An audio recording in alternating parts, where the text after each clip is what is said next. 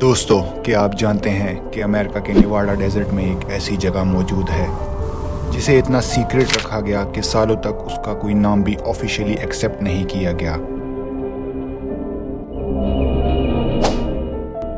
और क्या आप जानते हैं कि 1970 और उससे पहले के दौर में यहाँ ऐसी टेस्टिंग भी हो रही थी जो आम लोगों के लिए बिल्कुल अननोन थी। लेकिन सबसे इंटरेस्टिंग बात यह है कि इस जगह का असल नाम क्या है, ये आज भी एक डिबेट बना हुआ है। तो हाँ दोस्तों, हम बात कर रहे हैं एरिया 51 की।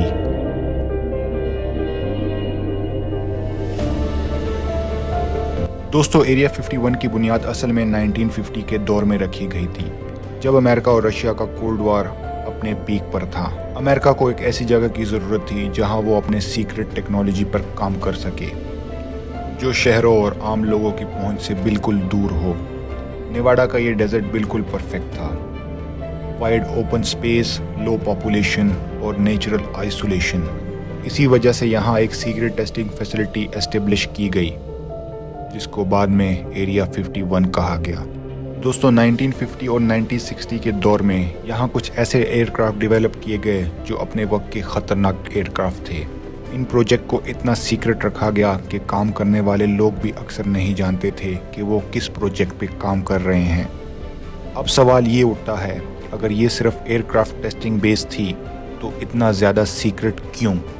आंसर सिंपल भी हो सकता है और कॉम्प्लिकेटेड भी। सिंपल इसलिए क्योंकि मिलिट्री टेक्नोलॉजी हमेशा सीक्रेट रखी जाती है, लेकिन कॉम्प्लिकेटेड इसलिए क्योंकि सीक्रेसी का लेवल यहाँ अनयूजुअल था। दोस्तों, नेवाडा का ये डेजर्ट दिन के वक्त एक ड्राई और सिंपल जगह लगती है, लेकिन रात के वक्त ये बिल्कुल चेंज हो जाती है। आसमान बिल्कुल क्लियर होता है और हज़ारों सितारे एक साथ चमक रहे होते हैं। ये क्लियरिटी ही वजह है कि लोग आसमान में अनयूजुअल मूवमेंट नोटिस कर सकते हैं।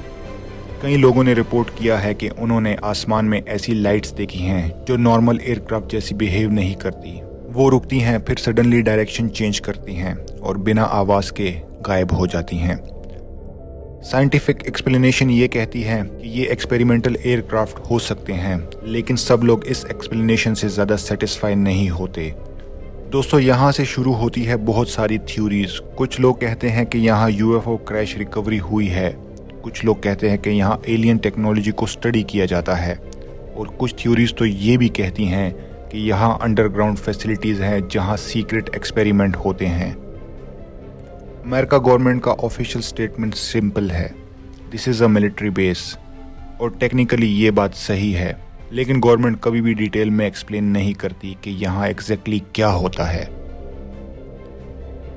दोस्तों, एक इंटरेस्टिंग फैक्ट ये भी है कि 2013 में यूएस गवर्नमेंट ने ऑफिशियली एरिया 51 के एक्सरसाइज भी कंफर्म नहीं किए थे। CIA डॉक्यूमेंट डिक्लासिफाई होने के बाद पहली बार ऑफिशियली एक्सेप्ट किया गया कि ये एक रेल टेस्टिंग साइट है। दोस्तों, 2019 में एक इवेंट बहुत ज़्यादा वायरल हुआ था जिसे हम स्टॉर्म एरिया 51 के नाम से जानते हैं। They can't stop all of us, ये बहुत मशहूर लाइन थी उस इवेंट की। लाखों लोगों ने इस इवेंट को ऑनलाइन ज्वाइन किया और कुछ लोग एक्चुअल में नेवाडा पहुंच भी गए, लेकिन सिक्योरिटी इतनी स्ट्रांग थी कि कोई भी बेस के अंदर दाखिल ना हो सका।